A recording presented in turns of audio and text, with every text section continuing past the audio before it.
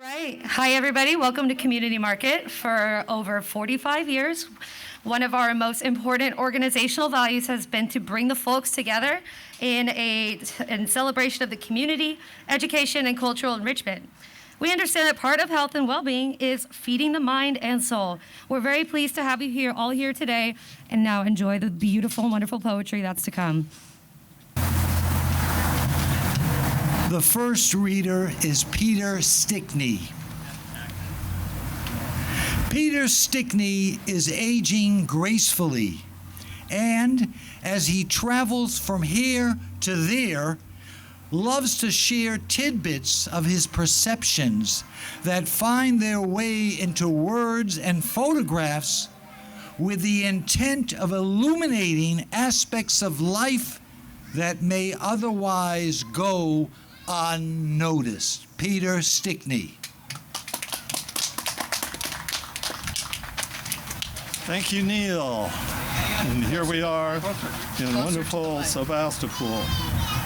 We'll start off with kind of a quiet poem. So it's also called I call them mini meditations. Closer to the mic. Okay. Okay, great. I'm counting on you, John. Keep me straight here. All righty. That does sound better. I can hear myself better. So anyway, the first poem is called, it's a mini meditation, is the style I created myself. So just relax. You can close your eyes if you like.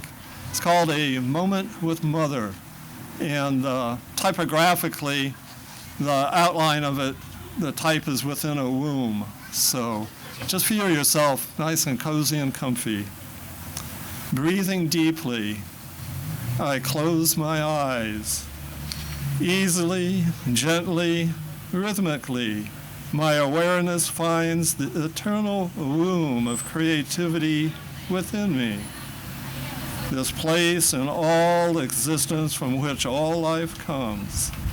This moment I am one with Goddess, Mother of all life, her nurturing essence holding all in her warm embrace, relaxing, letting go, knowing she is with me always, opening inner eyes to follow her soft illumination, opening my ears to receive her wise counsel, opening my heart, I receive her gentle love, accepting with gratitude all she gives, returning her love to all creation.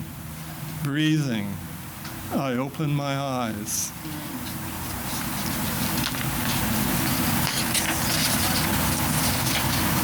And gratitude was mentioned at the end there, so the title of this one is Gratitude. It doesn't say gratitude once anywhere in it. Standing in silence, looking out the window, contemplating nature's beauty. How softly the branches move when a breeze touches them, waving hello, goodbye to all. How receptive leaves are to sunlight, radiantly glowing, growing, being, infinite shades of green. How blue sky frames the trees, allowing them to stand out, patient witnesses to all life. How squirrel floats branch to branch, plucking pineapple guava petals, quickly munching one to another. How birds scratch at the earth, finding nourishment with each peck of seeds, dirt, grass, bugs, water. How open I am to receive goodness, and this, and in every beautiful moment as we travel together in this world, this beautiful world.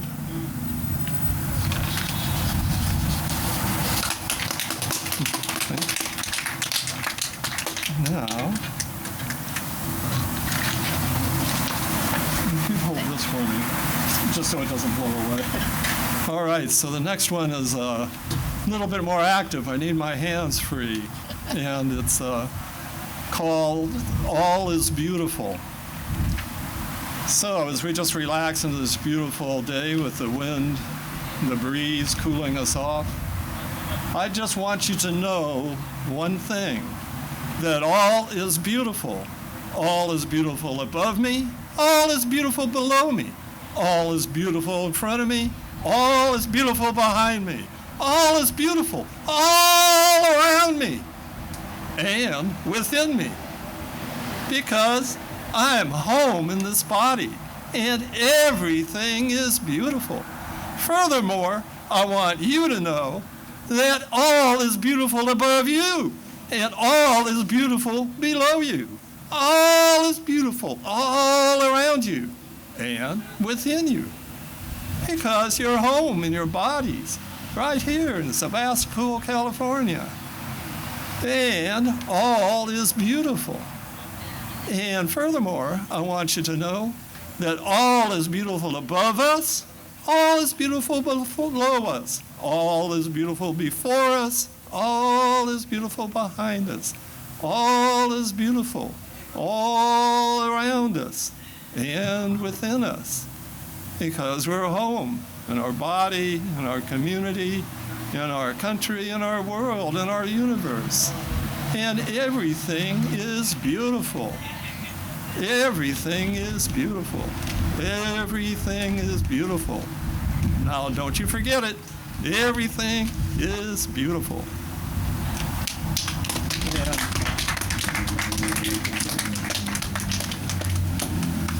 And now, I'd like to introduce Annie Acker.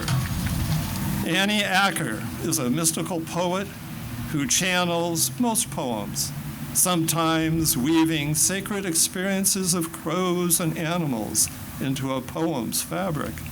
Lately, her poetry has shifted into harsher realities. Annie Acker. Merely a mirage. Maybe you were merely a mirage, a fleeting image, here one moment, then abruptly gone. Like the dark black crow with a 10-foot wingspan, who hovered over my body, my bed, while I lay still, open, unafraid. He was no dream, no mirage, a spirit, a bird who later appeared in a sweat lodge, this time entering my body, making it his own, rocking me back and forth, changing my voice from chants to caw sounds. But you were real, or so I thought, so I felt. Your open spirit reached out to mine, melting my defenses, touching my heart, breaking barriers unknown to even me. But then you vanished. Crow lingers and you are gone.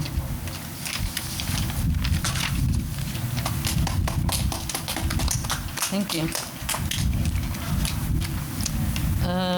This is a poem for Barbara Lee. Sirens fly by outside, frenzied screeching like owls in heat, fueled by wild winds and rage, forecasting storms ahead, stormy riots, justified by centuries of repression, racism, slavery, lynchings, police brutality, more murder. Blacks are overdue for justice. Black lives should matter, but do they? Full moon hangs low in the sky, weighed down by what she sees. What about all those white faces masked in denial?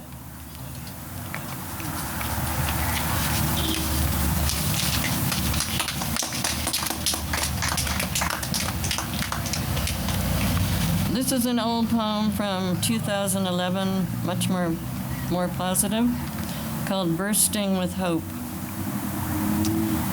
These winds last night, scary and wild, like winds on Hopi in July, remind me of the power of thought, how powerfully their thoughts connect them, bring rain, enable survival. To Hopis, every thought is a prayer, and how generous their prayers for peace. Repeated rhythms of chanting, dancing, transform thought into reality. Just like thousands of people signing petitions online for peace in the Mideast. Repeated rhythms of clicking keyboards, building momentum until change occurs. The Merkley Amendment has passed. That was 2011. Now lives will be spared, troops will return home. Billions of dollars suddenly appear to invest in life and reduce fear. A light in the darkness, like my beautiful barren plant, blooming in windy winter, one bright crimson flower bursting with hope. Natalie Center is a poet from Mendocino County.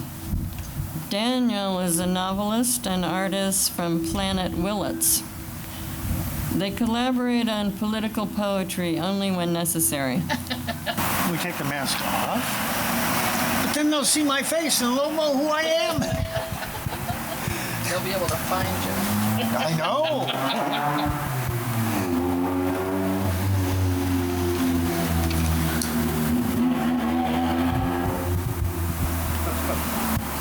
Art does nothing if it simply decorates the dinner table of power which holds it hostage.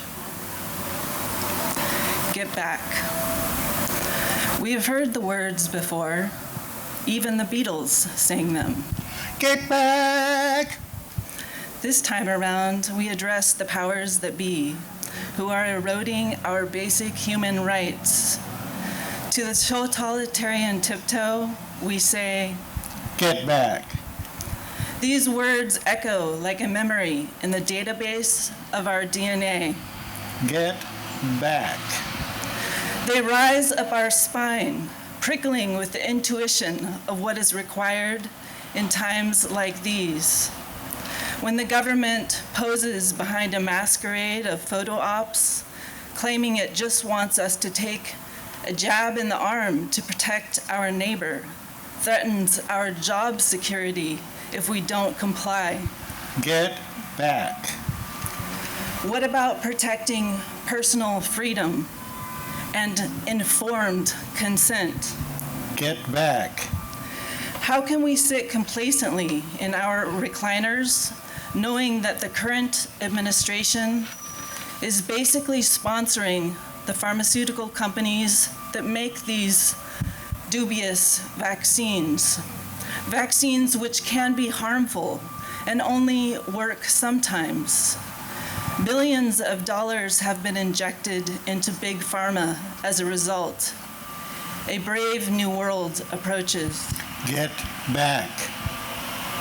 No matter what you choose for yourself, let us agree. Requiring the equivalent of state-sponsored experimentation on the masses is not only wrong, it violates personal sovereignty. When the president recently addressed the nation, he ended his speech with, Get vaccinated. he meant business, big business. To the totalitarian tiptoe, we say, Get back.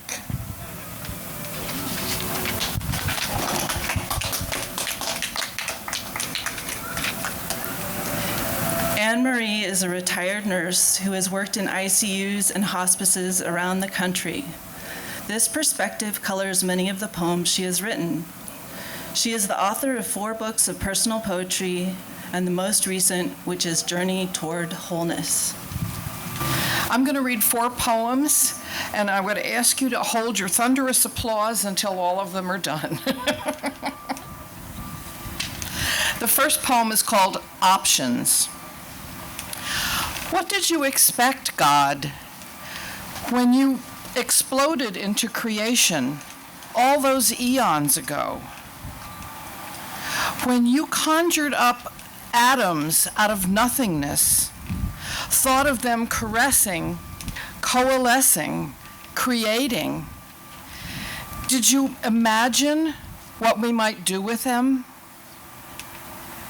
When you fashioned this beautiful blue jewel, placed people on it, did you envision the mess we would make of it? Your oceans polluted, forests turned to ash, air clogged with contaminants, all for profit?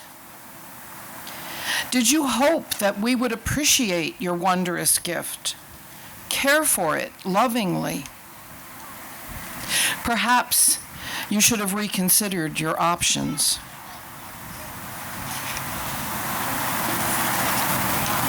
The second poem is called Above My Pay Grade. There is so much I don't understand about this beautiful world. Why is there such suffering? Children starving, species going extinct, hatred, injustice, thoughtless greed that thinks of nothing but taking without giving, a virus that gobbles up lives like Pac-Man. It is above my pay grade to know the whys of this world. It is my job to love it just the way that it is and just the way that it is not.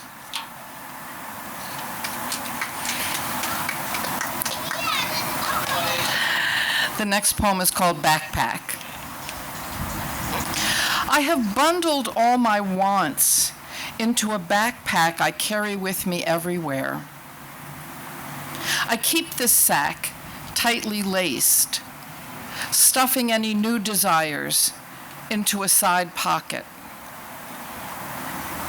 I am afraid to look inside, actually see what I want laid out in front of me.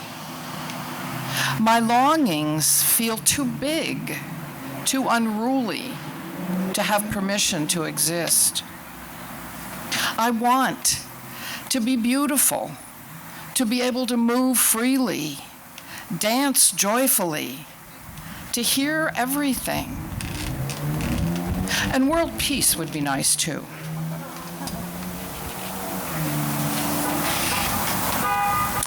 The last poem is called This Does Not Suck. We have parked at a pullout above the mouth of the Russian River. We have snacks, wine, comfy chairs. The ocean is calm, the sky 1,000 shades of gray and silver. The mouth of the river is filled with pelicans having a convention. From all of the commotion, there is clearly much to be decided. Not far offshore, whales breach and spout in the dappled sunlight. No, this does not suck. Thank you.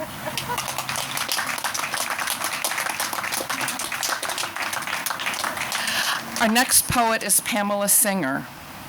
She has been a poet and teacher with California Poets in the Schools for more than 20 years. She has taught young people to write poetry in local public, private, and charter schools on the Cascia Pomo Reservation and in hospitals and an honor prison. She is also coach for Poetry Out Loud, a nationwide poetry contest for high school students. Pamela was nominated for a Pushcart Prize in 2015. That's a big deal. She believes that writing poetry can help overcome bullying, prejudice, and bigotry and create a better world. Thank you all for being here on this brutally hot summer day. We really appreciate it. My first poem is called Urgency. I walk blistered paths under a bleached sky. It's 100 degrees in coastal hills. Nothing moves. Nobody can live in this kind of heat.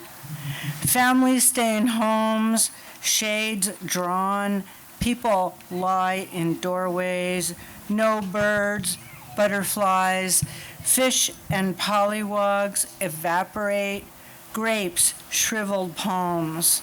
Flames like tongues wrap forests in duplicity.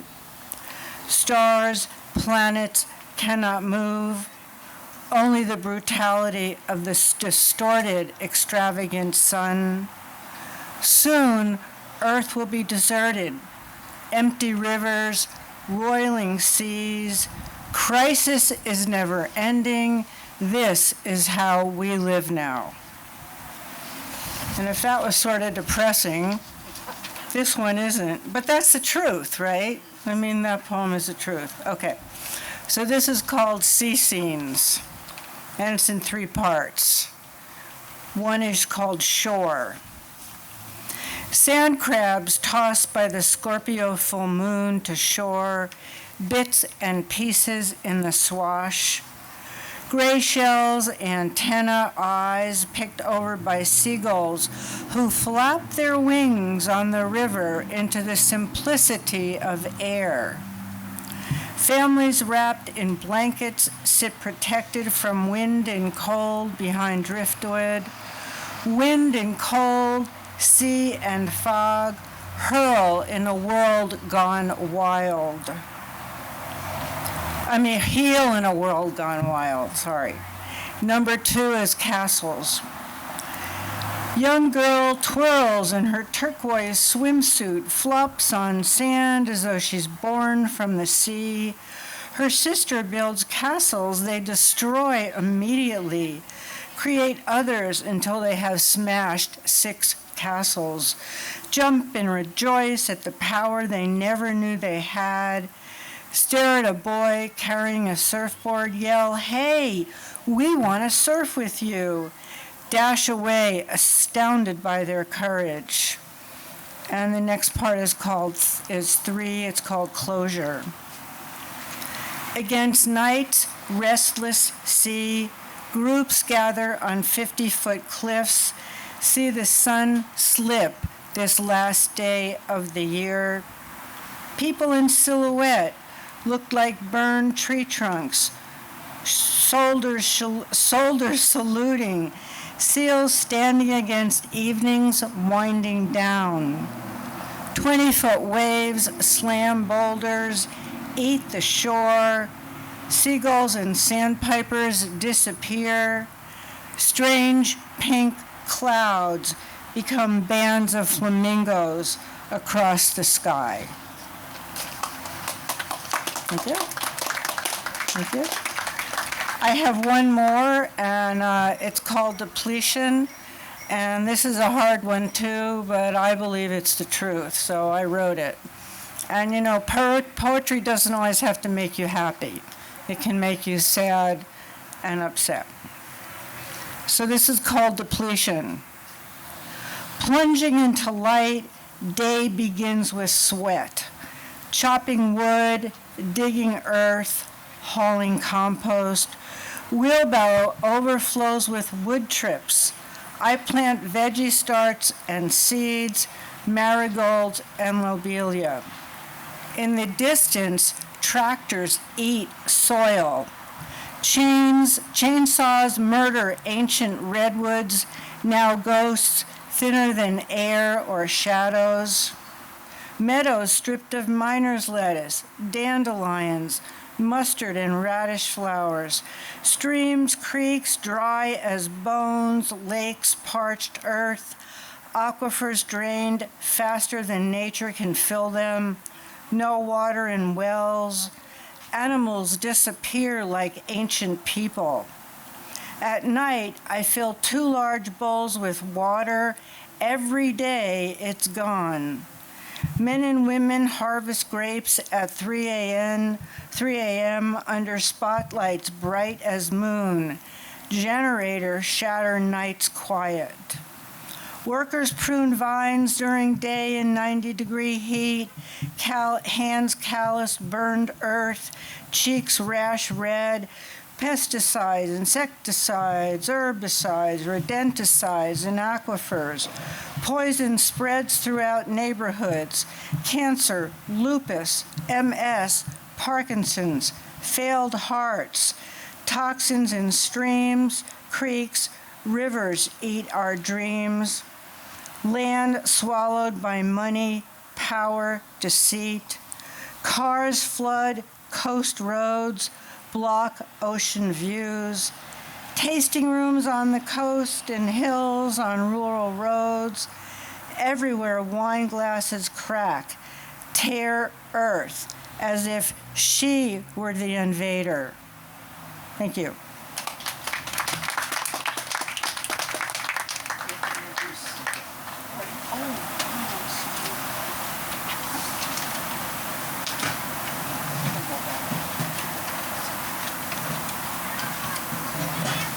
I forgot to introduce our next great poet. Carl Cady is a poet and prose writer living in Santa Rosa.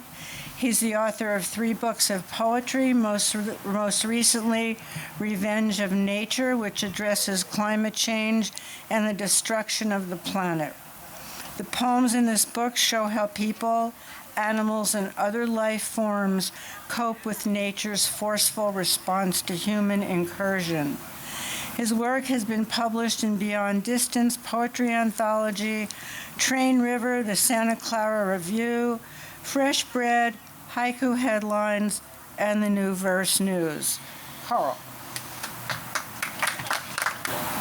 Rain races down the windows, cool air teases through the doorframe, and the oak fire sputters in confusion. As the wind calls through the trees, I give thanks for this imperfect haven that sings with the storm. I'm Carl Cady, and that poem was called The Music of Safety. I'm going to be reading from the book that was just mentioned, and it's called Revenge of Nature, and it's available today if you'd like it. The first poem on this theme of climate change is called Little Reminders, Big Revenge. Though she could have done anything, Mother Nature begins with little reminders. Women lose bone density, terrified they're prey to a bump or fall. Men lose hair like shedding cats, watching youth be plucked from their foreheads. Most humans respond to the nudges, acknowledging mortality and heeding nature's boundaries. But Mother Nature's gentle touch proves not to be enough. She seethes, sore and burdened from oceans of plastic and a never-ending stream of miners and builders, foresters and farmers. That's when she turns from reminders to revenge. Focusing first on the wine country, where she ignites conflagrations across hills like thirsty music. Thomas scurries from fire, coughing in the smoke of disbelief. You are my cigarette butt, she tells him. When her eyes beam on Arizona, the temperature rises above 120 degrees. Scientists predict an end to water. Donna is washing dishes when her well dries up, and she flees the desert for LA. When Mother Nature catches up, She gives Donna an empty glass with a twisted grin. I'm taking the LA water too, she says. Somewhere between weather and wonder, disaster and destiny, Mother Nature balks at the human inability to collectively respond. She forces humans to lift their eyes from their cell phones and heed her greater ecosystem, or stumble into mass migration like Donna and Thomas, scrambling for reprieve in the momentary exceptions to nature's cascading tragedies.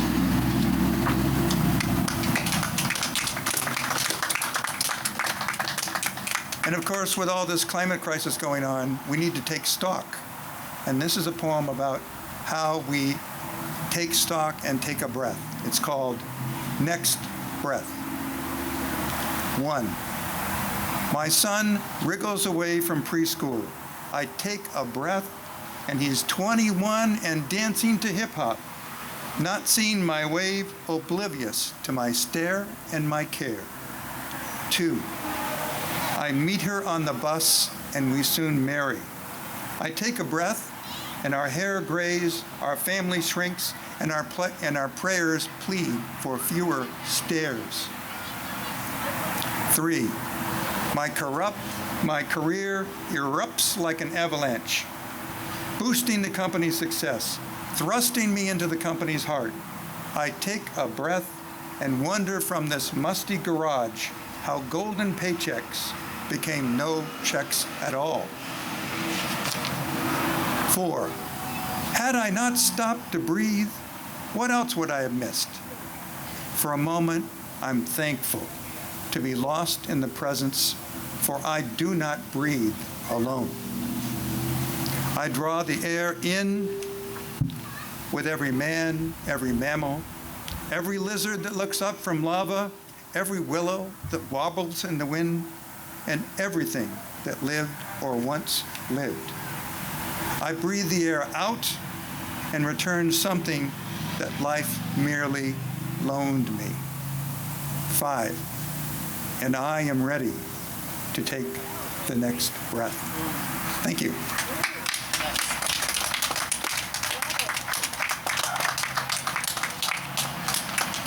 Now it's my great pleasure to introduce Maeve Fry. Born in New York and raised in LA, Maeve Fry has had a long career in creative arts. Most of her career focused on music and voice, and her experience ranges from opera to improvisational vocals to voice coach to singing telegrams. You might know her as the creator of Ecstasy workshops and Tree Ella Tannenbaum, the Jewish singing Christmas tree. Maeve has written poetry her entire life, and music is ever present in her writing, from the rhythm of her reading to the melody of her choice of words. Maeve Fry lives with her husband, Orv, in Grass Valley, California, where they both work as relationship counselors. She writes and presents poems regularly at the Literary Cafe. Maeve Fry. Hi, everybody. Welcome. I'm glad you're here. Whoop. It has a mind of its own. What did you? Oh, okay.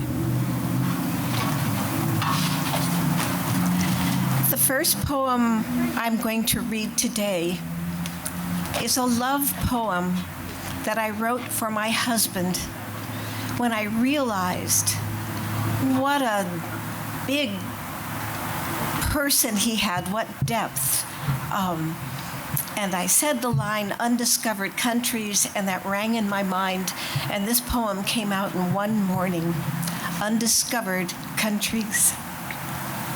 You were a country waiting to be discovered, carved by time and stars, etched by the richness of years, smoothed by tears. You were a country waiting to be seen, hallowed by winds and cleansing rain. Cradled by waters you danced upon like a gull. You were a landscape longing to be sung by the caress of words and cries, by the movement of my body on your body, like the hot press of sun on summer hills. The geography of your heart, layered, complex, deep, cried out, longing to be seen. I, too, was an unsung country. No music echoed among my fragrant hills. The wind sighed silent through my hair, leaving me untouched, unknown. How on the goddess green earth did we manage to find one another? Explorers and seekers we were, each one a perfect mirror shimmering with the possibility of a perfect reflection. Now, we are a world creating itself in beauty, commitment, and love. The lushness of us unfolds and grows like a song we have sung forever.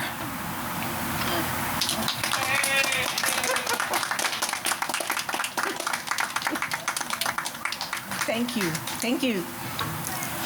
I love soup. I love making soup. I call myself the soup queen. It takes days to make a really good soup, don't you think? This poem is called Good Soup. We are good soup, made from ancient stock, flavored with the richness of lost loves. Just enough grief to give depth, just enough spice to keep things interesting. We are thickened with the bones of our dreams and the marrow of our childhood. We know the slow heat of many summers and the simmering of passions. We are the cauldron of nourishment both of us have so long craved. Let us set our table with deep bowls of gratitude. Our heart's hunger is over.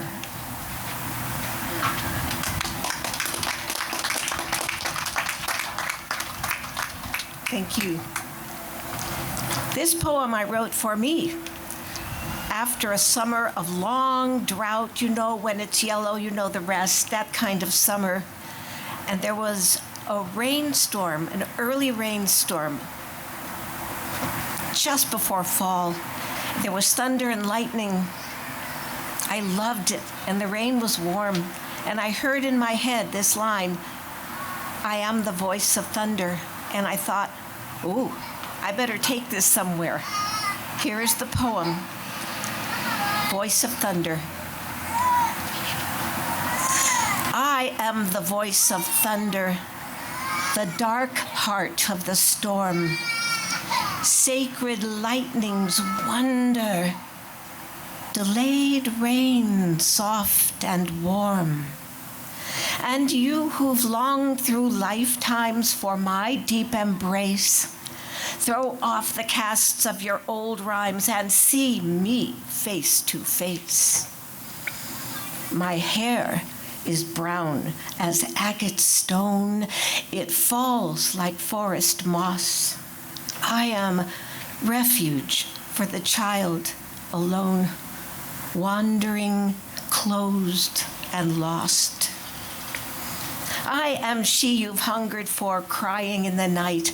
I am the mother of your heart, and I will hold you tight. My hair curls like willow leaves. The sea flows in my eyes. My blood is made of bright dream weaves. I cannot, will not tell you lies. I am goddess, woman, mother. I am root. I am tree. I am your essence and no other. The one you've called, I am she. My hair curls and shines like flame. My eyes see past all show. My one heart knows your one true name, and you know what I know.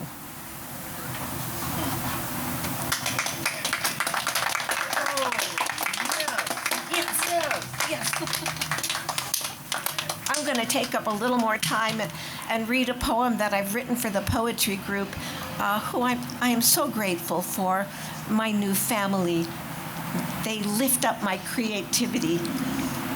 They're like a wave that rushed into my life. I call this "We Are the Crest of the Wave," we poets. We are the crest of the wave, we word wizards, we wild poets, rolling you into the sea of our word-waved world. We dolphin dance an invitation. Join our sapphire cascade of dreams, spilling over silken sands, awash with the glittering possibility of the profound poem of you. We are irresistible fountains of joy, revealing once hidden ornate seashells, singing forgotten melodies in your ear. Tumbling emerald sea glass, diving deep like whales, only to fling you skyward in delirious joy. Perhaps not only the children may hear our invitation to see, dream with us, and ride the waves of inspiration. We word wizards, we wild poets, we are the crest of the wave.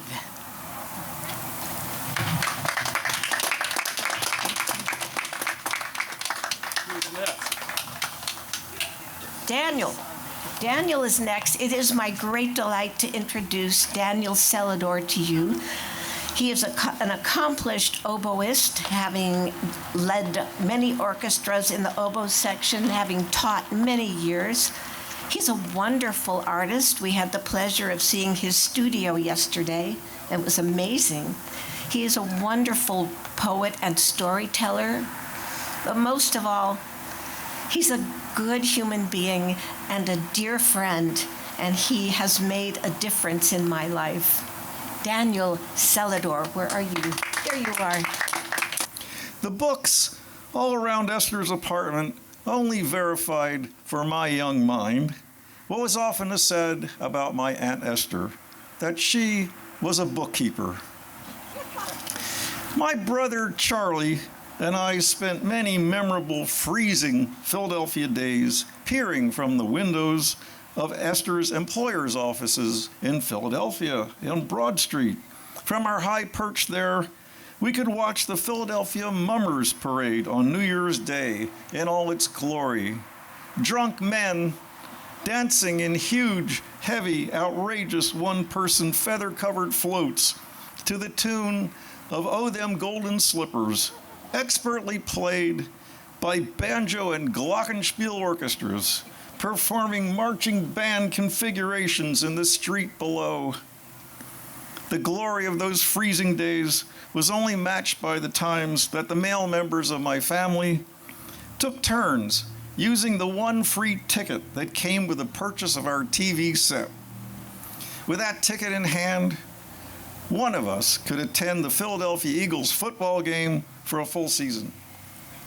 Our seat on the extreme top row of the aging and crumbling stadium had architectural balustrades that high above it that were home to flocks of Philadelphia's finest pigeons. These birds were famous for delivering copious white and black droppings dead center of any human head below with uncanny accuracy. Who knew at my young age that Esther's pronouncements on all subjects would later morph into huge prejudices against black people, against Goyim, and all other varieties of people Esther deemed undesirable and unacceptable. Her pronouncements became so vitriolic that she was once ejected from my family's Passover Seder. She was so extreme in her pronouncements that my brother's new Christian wife she pronounced to be garbage before she even met the poor girl. But as a young child, of course, none of this even registered in my mind. I didn't know it existed as part of her personality. I absolutely adored Esther as my favorite aunt, an aunt who not only kept books, but strangely kept two different sets of dishes in her small kitchen, separated from the rest of her apartment by folding doors. Aunt Esther kept kosher. She was the aunt who took me to the Franklin Institute in Philadelphia, where I could press hundreds and hundreds of buttons on interactive science displays and ride the gigantic full-size steam locomotives going back and forth on their short tracks. She was the aunt who took me to the Academy of Natural Sciences to see dinosaurs and the dioramas of stuffed wild animals in natural environments on the African plains. She was the aunt who took me to Cinerama movies, introduced me to romantic films about the lives of Chopin and Liszt, the aunt who walked me through the old charming parts of the city, who was in my corner all the way, and she was the aunt that we visited every single Saturday after synagogue services. Esther was often at our house, where I would go to visit her in our guest bedroom, in the morning by crawling down the hallway and entering her room at will, until one day she heard me coming, and she cried out, "Danny, don't come in here!" But it was too late to stop me from seeing her straining to get her rear end into a girdle, a sight which has stayed with me into my 7th decade. Aunt Esther was bigoted, and she could be obnoxious. Cousin Joan, her niece, was an attorney. Joan was the last person in the family who could have anything to do with Esther. With Joan's help, Esther vised and revised her will as she crossed off all the people in the family she no longer liked, which was just about everybody. She did this so many times that Joan finally gave up, handed her a will writing kit, and said, "Knock yourself out." I recently visited a psychic. As soon as we began our psychic session, she told me, "There is a very opinionated and forceful woman demanding to be recognized immediately." I was sure this was Esther, come to visit the nephew who loved her so well, with all of her foibles, her peculiarities, and for her essential self and for always.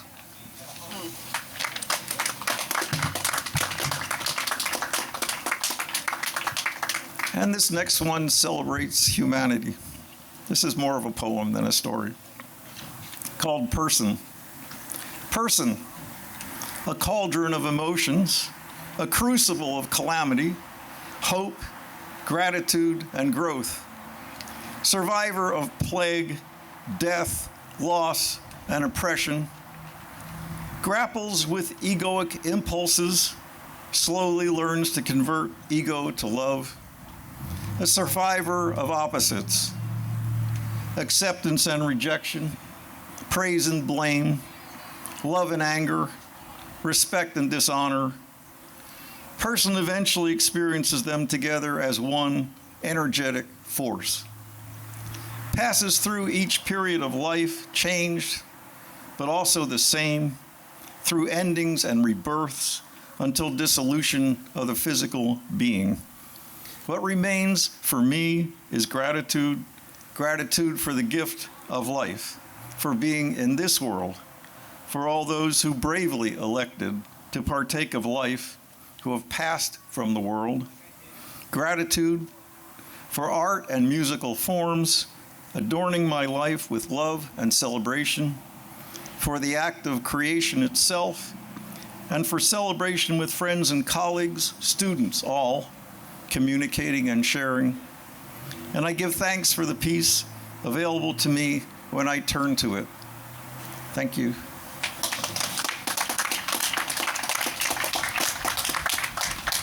The next person is a poet of great power and sensuous poetry. She is the hostess of our gathering and pulled us all together here along with her husband, John, who is our cinematographer. She is the author of the book Star-Kissed Shadows and CD Sweet Tongue. She hosts our literary cafe, open mic, every Friday, and the women's open mic the first and third Thursdays on Zoom. Her website is flyingchairproductions.weebly.com. Thank you, Daniel, and everyone. What wonderful poetry. So juicy and truthful. Oh, just to let you know, several people have books for sale. They're out on the middle table with the pink tablecloth. And if you'd like to know more about our open mics and upcoming events or my new poetry book, there's an email list you can sign. So I'm going to read 4 poems. The first 3 are from my book and are also in the CD with John's music. The first one is Revels of the River Goddess. Desired like a forbidden lover, days of summer have warmed the juices of the river goddess. She unfurls her hair, tantalizes languorous limbs with promises of wet love. Hot for her embrace, I hike through dappled shade, dive into crystal pools. Her cool caress slides over sun-kissed skin. I slip through bubbling rapids, glide over shining rocks, a yuba kelpie, mermaid tail flashing sunlight on water. Drenched and renewed, I climb upon huge rocks, soak breast, belly, muscle and bone with stored heat that ousts winter's dreary blue, restores dim inner fires to deep radiance. The Yuba goddess water kisses, tingles fingertips to toes. The heart of every cell calls her name. Fresh exhilaration adorns me with splashes of light as she dances through even the hidden dark of me in revels of the river goddess.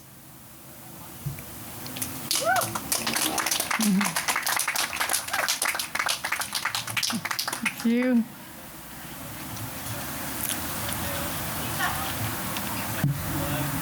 This one is First Date. Imagine on the CD with the rock and roll music. My brother fixed me up with a double date to the movies. I worried about what I would talk about, since I had little knowledge of cars, hunting, or fishing. I have no memory of the guy's name or the movie, though I stared straight ahead while he rubbed a knotted place on the furry shoulder of my green Angora sweater. Of course, I didn't have my glasses on, so everything looked a little blurred. He must have been somehow gathering courage from that dead rabbit, because during the ending credits, he suddenly kissed me, bent my neck over the chair back, rivaled a rough chiropractor's effect on my cervical vertebrae. Afterwards, we rode to my house in the back of a '52 Chevy, while his handhold left a permanent indentation where my ring punched my finger. He walked me up our front steps and kissed me hard again. After I closed the door on his goodbye, I rushed to the bathroom and washed my mouth. Mom and my brother were waiting up. "Did he kiss you?" he asked, as if he didn't know.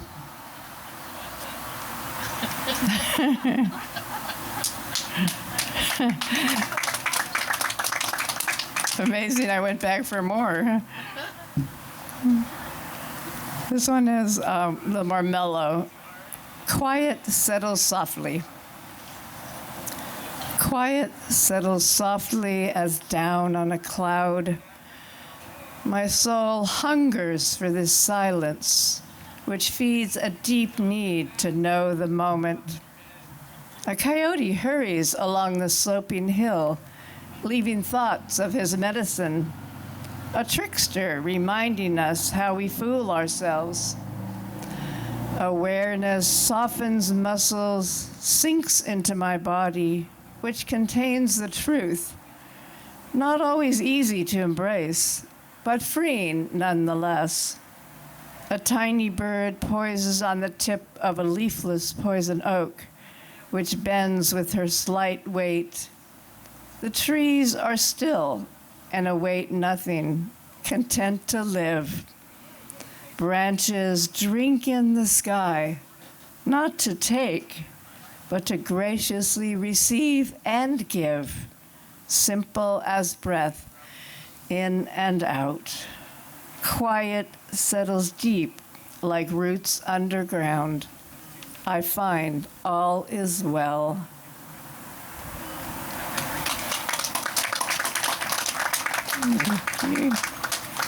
So this last poem is going to be in my new book, which is in the in the process. It's called Longing. Sparrows chirp in the soft envelope of mist and cloud.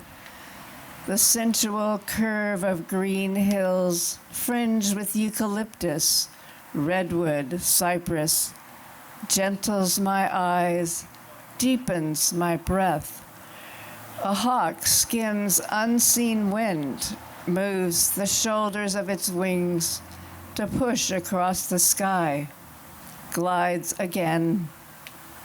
A snowy egret flies low on long wings, its body angular, a different math of movement. Like the human soul's urge to unfold ungainly arms and rise into the vast space of cerulean blue, while the body, with its heavy bones, yearns to follow, its nerves a bright fire, alight with the longing to fly.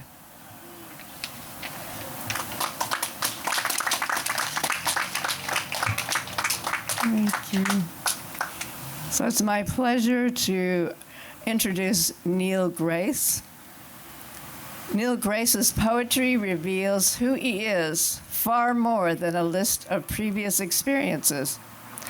He considers himself a fortunate channel for a clearer understanding of life that comes floating like magic into his consciousness in the form of poetry.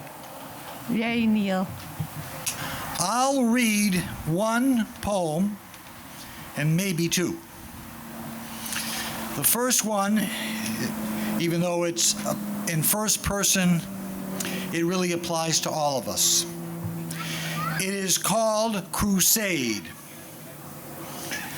I am on a crusade to catapult myself into the world, to drink the flowing waters of mountain streams that keep me humming along the pathless way, to spread my arms at dawn as if the cool breeze were my lover, to touch the soft fur of a kitten as if this creature were sent from the land of nirvana to put me in a spell, to laugh, to become intoxicated by shafts of light in an emerald forest, to walk unencumbered without fear or debilitating judgments through the entangled mess of a civilization twisting around itself like a scaffolding trying to repair a crumbling building, hoping for a final resting place.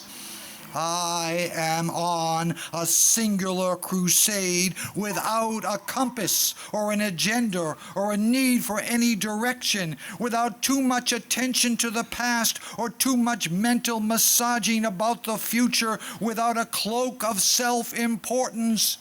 To live like a drop of nectar oozing from a flower, waiting to be ingested by some exotic and resplendent butterfly.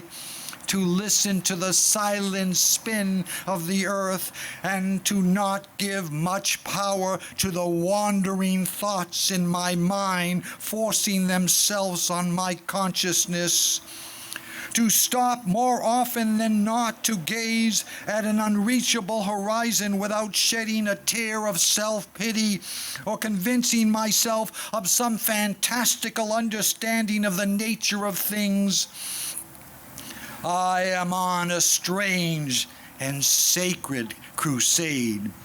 To breathe in the energy allowing me to live and to release whatever internal exhaust must go back into the mystical air. To not get stuck in the erroneous concept of time or aging. To not bend before tyrants and despots, but to lift myself up even when crippled by overwhelming disappointment and despair, with every beat of my heart that offers itself to the world in a small but precious package as me.